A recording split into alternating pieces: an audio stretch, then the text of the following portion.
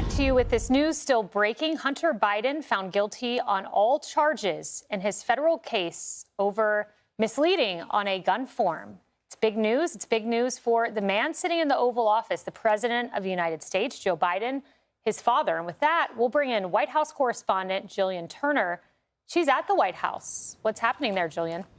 Hi, Kaylee. Well, President Biden, as you mentioned, is here at the White House. We are actually expecting to hear from him, see him publicly on camera at 1:30 when he is headlining a gun violence prevention event, big event across town. So we are anticipating there is at least a chance he may address the verdict just handed down to his son. In the interim, we have a brand new statement issued by Ian Sams on behalf of the president himself. It says, as I said last week, I am the president, but I am also a dad. Jill and I love our son, and we are so proud of the man he is today.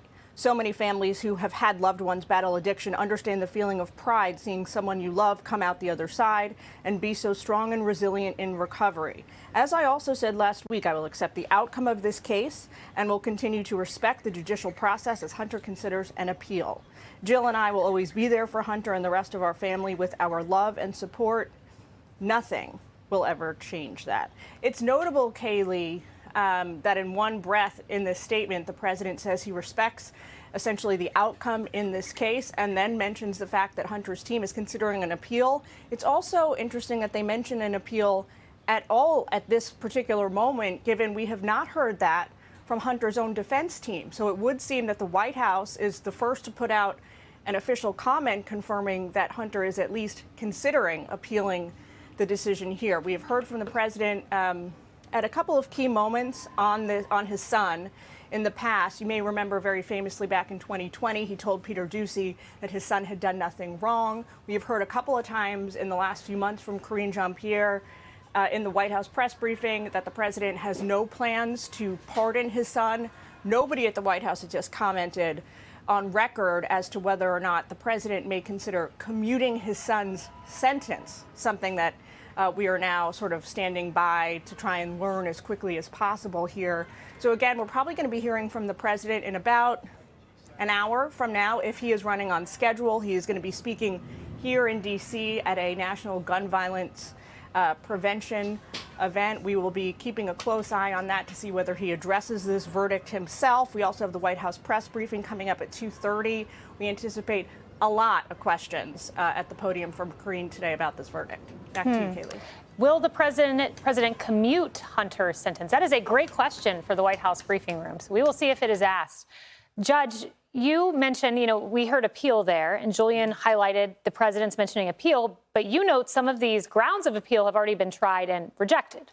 Well, one of the things that Hunter did was in December of this year, his lawyers filed a motion arguing that the gun case charge should be dismissed because possession of a firearm by a controlled substance addict is unconstitutional under the Second Amendment, citing that 2022 Supreme Court case, which, of course, is the New York Bruin case.